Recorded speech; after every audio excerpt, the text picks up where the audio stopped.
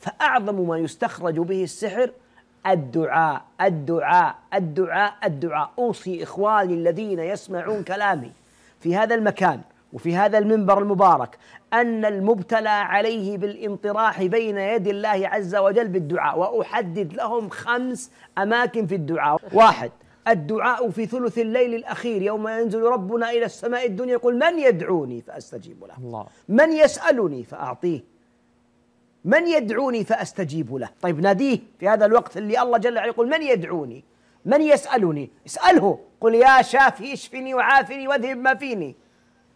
وقت ثلث الليل الأخير. عند الأيام هذه عند الإفطار بين الأذان والإقامة، بين الأذان والإقامة.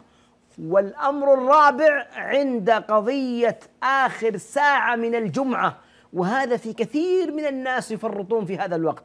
الحين المريض عند استعداد أن يسافر من السعودية إلى أمريكا ويركب الطيارة 12 ساعة ويتحمل ويأكل أدوية والعلاجات.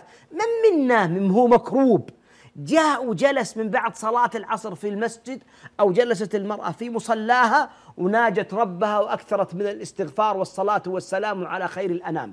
ألم يقل صلى الله عليه وسلم قال يا رسول الله كم أجعل لك من صلاتي؟ قال ربعها ثلثها قال كلها. قال تكثى همك يا الله ويغفر ذنبك. هذا الهم اللي موجود عندك يزول. أنا عندي مهموم بالدين وأنا مهموم بالمرض وأنا مهموم بالسحر، أزله بكثرة إيش؟ آخر ساعة من الجمعة بكثرة الاستغفار والصلاة على النبي المختار صلى الله عليه وسلم وبالانطراح بين يدي الله عز وجل بالدعاء. وأما الأمر الخامس يكثر الدعاء صاحب الشأن.